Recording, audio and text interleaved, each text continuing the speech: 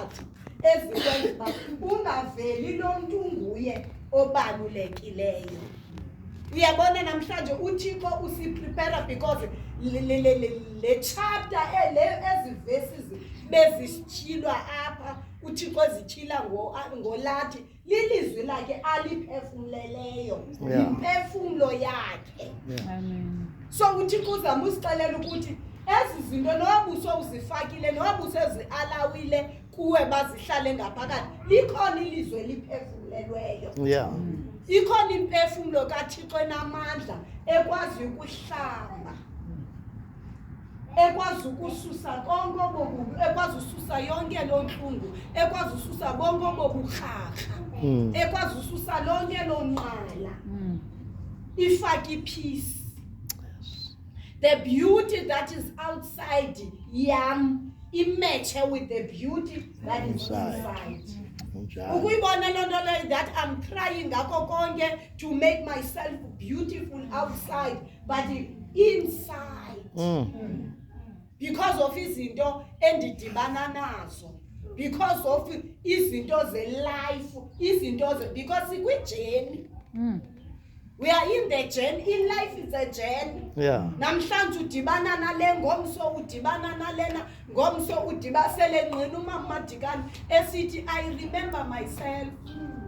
Dilahlekelwe ndim, the woman of God, the woman uThixo bethetha nayo nasendleleni ayiniki messages because ndihlangene nezinto endleleni. Jesus. Ndihlangene nezinto because ezo zinto zomnombo bezikhona kakade ngela xesha uThixo besebenza ngayo. It's because ngoKristu besephumile kulomnombo ehamba nemphefumulo kaThixo ehlelwe lilizwe eliphefumule because kwa elilizwi likaThixo eliyimphefumulo kaThixo leli umoya oyingcwele asebenza ngalo. But apha endleleni wadibana nezinto wazi-alawa that zingene zihlale. Do you know that ziyakwazi novusa umuntu omdala? Unjalo. Because kaloku abanye bethu sindiswa uyindlavini ukrwada ungenandlela uthetha ungenandlela okwenza but awungena uKristu ekuthiwa ngumakorobha asincoma akoroba asuse konke aveze lo muntu unemfano nemfuzo kaThixo awamdala from the beginning. Yes. Uyabona umoya ongcwele umkhumbuza i-identity yakhe. But when you are the one awungulona uhambe apha endleleni wanguye ngenxa yezinto odibene nazo. You are the one wena that was created by God from the beginning. Nemfano nemfuzo kaThixo uthwele the beauty of God wena. Uyayibona lo nto leyo ungumphilisi wena ungumonwabisi wena. Uyisolution wena. You are the salt wena. Apho kungekho taste khona ufike ilife yomuntu i-tasteless ufike wena u-add taste. Fake isongo. And you know what? Into eyenziwa nguSathana ke akafuni sisondelelane siziwumani. Okanye sesisondelelene sizithathe for granted izinto ezithethwayo. Uyithathe hayi bithethwa for the sake of ithetha ba besinomhlangano. Ubuyophila laa nto yakho indawo. Jesus. Man kwa into abakuthathe uThixo asinikeze ixesha athi siyahlangana singomama ngomgqibelo 3 to 5. Abe kubekho ii-hours ezibekwe bucala. Uthi wena wawugqiba ngezo hours ebezibekwe bucala ungenzi nix ngezo zinto bezithethwayo. Jesus. Buyophila laa nto yakho ufuna uyiphila. Uyayibona loo nto leyo? Uphele uzibhekelisa nayo laa nto ibithethwa injalo laa nto ibithethwa nguProfet Voko that when ungumntu opractiza ukwenza ngokokuthanda kukaThixo uyabhora. Abantu bazidistance kuwe. Ngolo xesha uSathana ayingaba bazidistance nguSathana so that ungafaki le taste kuwe kubo. Changing isimo maske sisondelelaneni. Kamani bakhona uyabona no WhatsApp. Uyabona, find your person. Find another woman in the phone apho uzoshare kunye naye. Lo muntu oyazi ukuthi if ndithethe naye she will add taste. She will bring solution. She will bring light. Because so as babe kusho kuthiwa ilizwi liphefumulelo ninazo zonke izinto esizidingayo. Because there's a lot abantu abangomama abajongene nazo. There's a lot we cannot do it on our own. Never. Asoze sikwazi ukuzimela thina ngokwethu sizenzele ngokwethu. Singamvumelanga ukuthi ahlala phile kuthi owazi izinto zonke. Oyibona futhi ingekafiki iseza uThixo akupositione. Yenye futhi enye into eze uyabona le iposition esikuyo kunye notata. Thixo. Ingakujija umlomo le ubeke kule ndawo. Ikuphefumulise ngomatshini esibhedlele ndixelela uxelele. Ndikuxelela ukuxelela ungaxokisi. Jija umlomo ibeke kule ndawo uphefumule ngomatshini eICU. I'm telling you. Uphefumule ngomatshini eICU. Kodwa ngenxa yento yoba sihlelwe lilizwe elinobomi obunguThixo. Sihlelwe lilizwe linamehlo elibona izinto zisekude. Ithi seza uThixo ithi biza kubetha yokulalisa eICU ifika imilo uyijongile. Ifika imilo ngoba umoya okuwe ngaphakathi uvela position. Aqala lithi fika nje ufika sokuboza ayakululanga. Akululanga asoze lelo disithi on your own cannot make ankanoba unemali engakalani. Khathaleni noba unento zonke zeli lizwe but ungenaye uKristu inkosi uYesu kuphandle kuwo. Because the enemy within a split of a second ikubetha kuvuthulule ngoku. Because kaloku iyakucakela uthwele imfano nemfuzo kaThixo xa wena uzazi. Ucimba ngoba ulapha kweli lizwe uzofana nelizwe uzofana nendlela yelizwe kanti wena uzorepresenta ubomi bukaThixo on earth.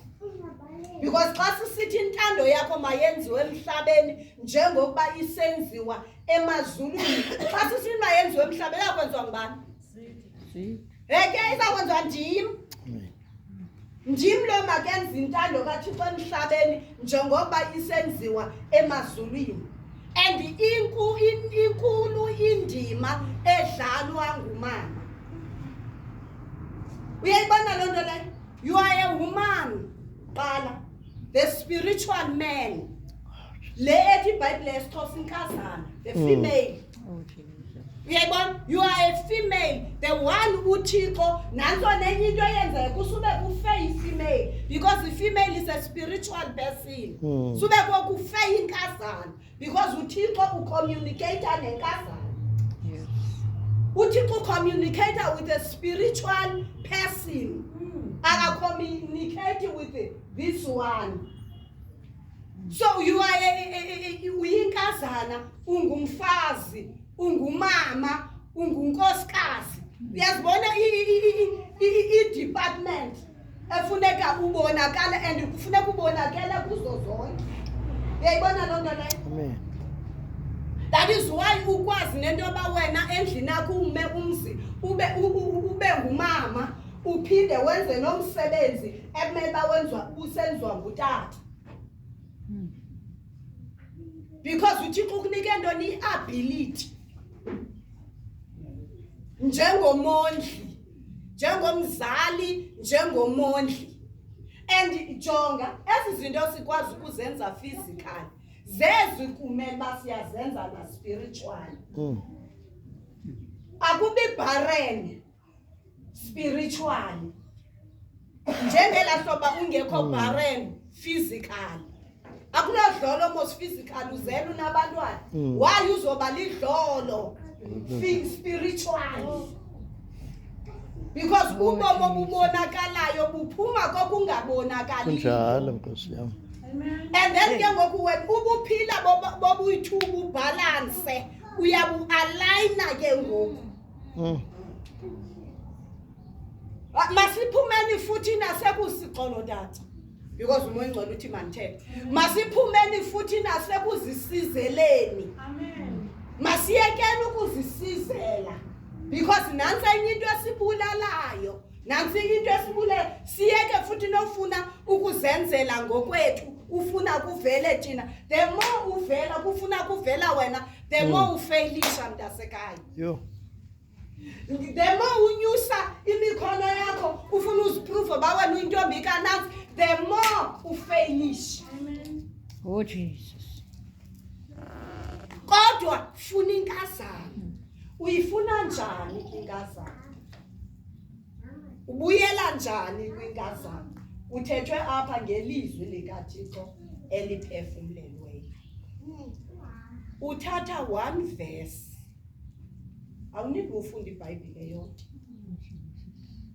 Ungayifunda la verse 1 neveki yonke. Uba ungumuntu onexesha only xa uyolala because of impangelo, because ububhizi phakathi evekini. Yakla verse. Uyifunde la verse 1 uyiphinda phinde. Ndiyacela ndiphethe ngaspects namhlanje make sityhile la ncwadi yeGenesis. Sifunde uverse 26, 27, 28. Chapter 1. Kuba khona amaxesha uThixo sinika khona urema wethi. Uthi busowulungisile wena bawuzawuthi but uThixo kubekho ilizwi alikhupha ibe lilizwi le moment. Verse 26, 27 and 28. Wathi uThixo masenze umuntu ngokomfanekiselo wethu ngokufana nathi. Mababe nobukhosi ezintlanzini zolwandle nasezintakeni zezulu nasezintweni ezizithozine nasemhlabeni wonke nasezinambuzaneni zonke ezinambuzela emhlabeni. Wamdala ke uThixo. Uyabona akakamdali. Uyabona akakamdali. Usenza isketch enkosi mama jikane ngalathi ngalamzekelo. Usenza isketch ngela xesha. Uthetha naye Thixo uyise unyana umoya oyingcwele. That is why esithi masenze umuntu ngokufana nathi. Masenze umuntu ngokwemfuzo yethu. Athi mababe nobukhosi akakabikho umuntu. La nto endoba uThixo ithetha ngoku you shall be. Mababe nobukhosi phezu kwezinto zonke, phezu kwentaka, phezu kwenhlanzi, phezu kwezinto zonke ezinambuzela emhlabeni. So yonke lento uThixo ayidalileyo umuntu endizawumenza makabe nobukhosi kwezo zinto akakamenzi. Uyayibona loo nto?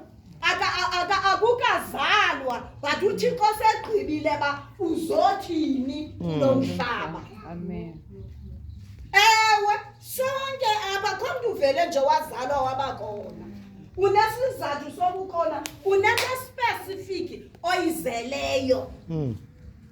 Leke ngoku xa uhleli kweli lizwi eliphefumlelwe nguThixo umoya oyingcwele oza kukhokelela kuyo ke ngoku ozawuveza. Ba uThixo uthe ibana ntoni, uThixo uthe izothini, uThixo uthe uzawuba ngubani. Wathi kuverse 7 ke ngoku 27. Wamdala ke uThixo umuntu ngokomfanekiselo wakhe. Wamdala ngokomfanekiselo kaThixo. uyamdala ke ngokwelaa hlobo ebemchaze ngalo uba masenze umntu. Lo mntu sizawumenza, masimnike i-image yethu, masimnike i-likeness yethu. Ngoba unemvelo yobuthixo. Sekuthethiwe kodwa thina sohlukile kunayo yonke into ephilayo uThixo ayidalileyo. Because thina sinikwe imvelo yobuthixo.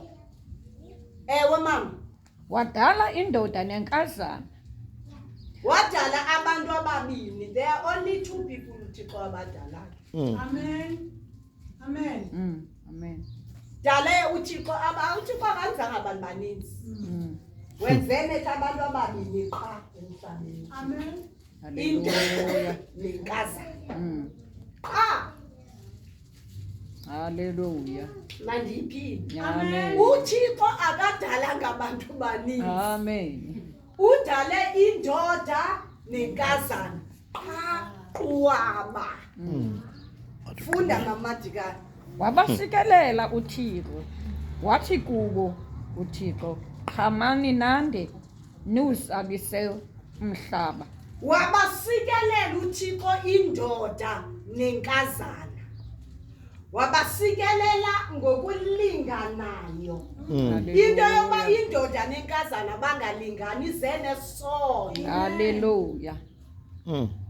Before isono, when uThixo edala indoda nenkazana, aba bantu babini wabasikelela bobabini, wathetha ilizwi elinye kubo.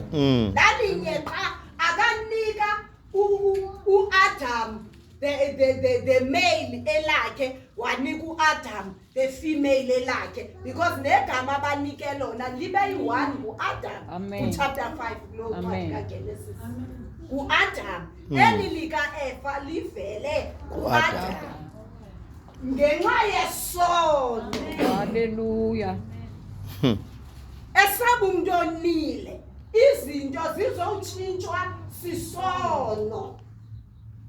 Lento siqhayisa ngayo uba asingeni kuyo, uba asiyenzi ubomi bethu abuzophelela, ayiphumi kuThixo, iphume esonweni. Hallelujah. Yonke into esiyibona yenzeka ehlabathini, it was not intended by God. Iphume lethina sithe phithi yiyo, ingathi asugqibelela ba asingenanga ku-ABCD. AkangokaThixo, uvele esonweni. That is why abantu abaye bangena kuyo basafarisha the painful consequences. Jesus. Funda mama. Niweyise nibe nobukhosi ezinhlanzini zolwandle nasezintakeni zezulu nasezintweni zonke eziphilileyo ezinambuzelayo emhlabeni. Udale indoda nenkazana. Wabadala bafana noThixo, bafuza uThixo, baba nemvelo yobuThixo, ithetha loo nto. Now wabasikelela uThixo. Ilizwi lokuqala lithethileyo kubo kule ntsikelelo uthe qhamani, be fruitful. Mna izinto ndizigqibile ndazimisa ngale ndlela eziyiyo, but nina bazawuproducer more. Nina bazawudevelopa lo mhlaba, because uyayazi uba banemvelo yobuThixo, bane-ability yokudevelopa umhlaba ngendlela ephilileyo, ngendlela ezawunika ubomi. Uthi nande, multiply. So abanye abantu esibabonayo baze nendoda nenkazana. Hallelujah. uThixo udale indoda nenkazana. Kwathi ngenxa ethe basikeleleni kwabo, wathi qhamani nande niwuzalise umhlaba. Sekuzele njengabantu emhlabeni i-ability yokuzalisa, yokumultiplya ekwindoda nenkazana. Ngentetho evalekalayo abanye abantu esibabonayo begcwalise umhlaba badalwe yindoda nenkazana. Ngoba ngabantu abanemvelo yobuthixo bane-power to create.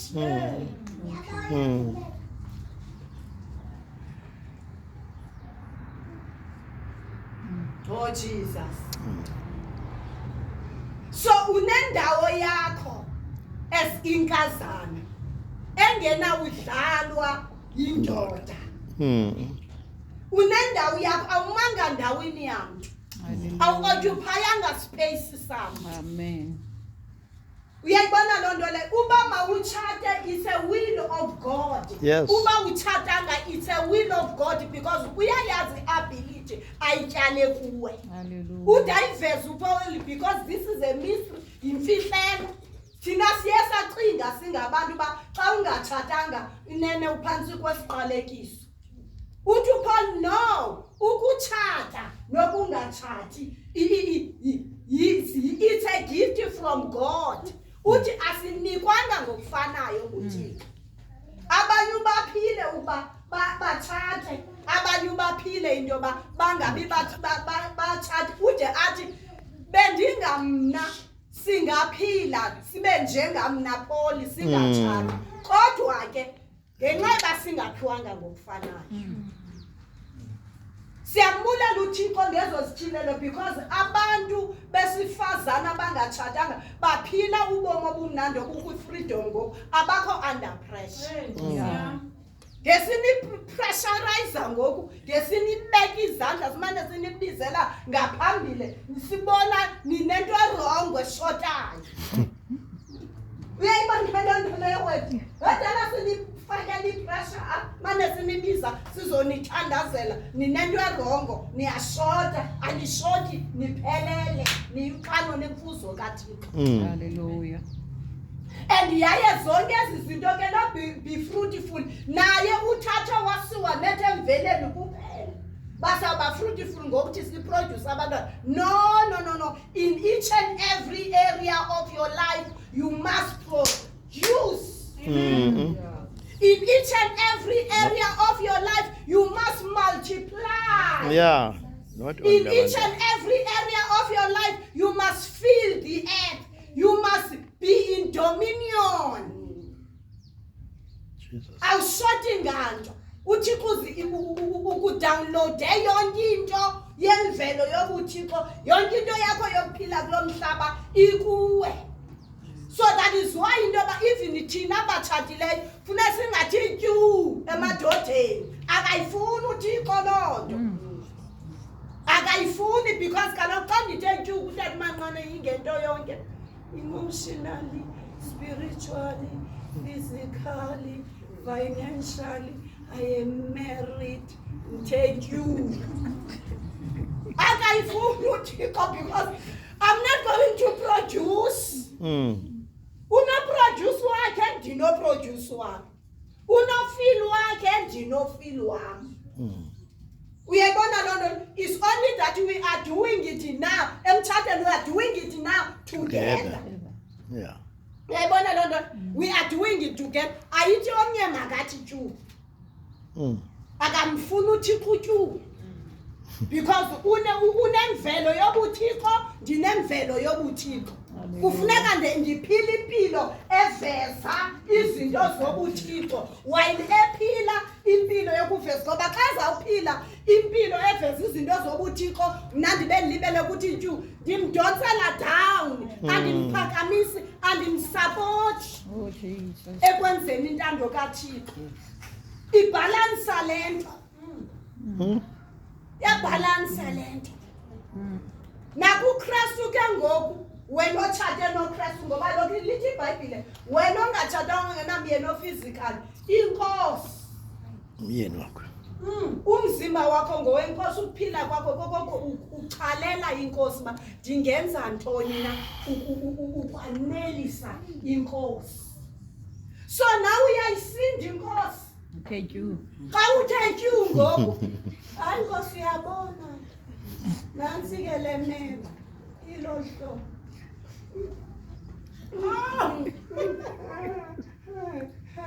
Where are they? Andivuki nakule bhedi namhlanje andivasile uvaso. Ndisemekweni andiyazi mna ndanditheni unantsika umalume wake wathi ngalaa nyaka inoba yiyo le akumniki indawo yakho uChresio takubenthasole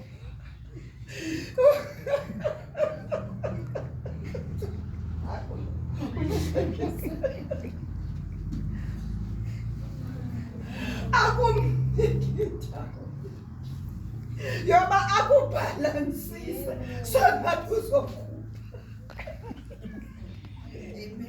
uzoba be fruitful, uzomultiplya, uzojifika and have dominion. Awumniki ulibele kuzisizela nababa bendinomyeni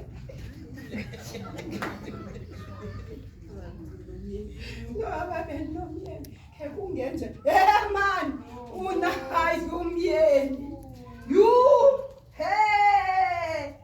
onento zonke ozidingayo, everything that you need ikuye. Qha ukumqale sise amehlo Oh Jesus. kwimbangi nomgqibelo xa ukumqala udala umignorile. Imagine ndimane ndigqitha kutata umanqana nasendlini ingathi akekho mnantena inathi into ethilithe mimi into ethilithe yathi nantsika mimi binathi ngoba ke ngomi mnophinatho bakhoyo mimi binathi ihlanga bendibeka binathi mimi nakutata andimboni ngola xesha kukho izinto efuneka ndibhalanisise ngazo andide ndijonge kuye andide ndiqhale kuye le ndlela esenza ngayo ke kuYesu. Nanti is waiting ufuna nijongane ngamehlo. Uyayibona loo nto leyo? Ufuna umqhale. Ufuna xa ulala umeditate ngaye umbuze imibuzo not into zonke mna ngento zokhalasa. Izinto that ofuna ukuziqonda ufuna ukuzazi ba into ethile ndiyabhidakala kwindawo ethile into ethile yenza askini hayi uyaphithizela makubiza lamagama abantwana wena endithe polisi isihlangu wena apho wena lasakile ndithe kweyivasa wena uyawupheka nini wena uyawuthi evele uyavasa uyowulala khange uthini umjongo Nkosi yami. Oh Jesus. khange uthini umjonge akumoya ngokokuqala ude wanedasti phaa awumjongi ufuna umjonge nijongane so that azokubhalansisa in life. Uye kucinga uyashort, uye kucinga uba uphelelanga, uye kucinga uba bekungafanelekanga ube khona, uye kucinga uba u-invisible, awubonakali, awunagalelo elizweni. Hey, indawo yakho imile ilinde wena. Oh Jesus. Linde wena. Sesisima ngenyawo. Oh Sesisima ngenyawo.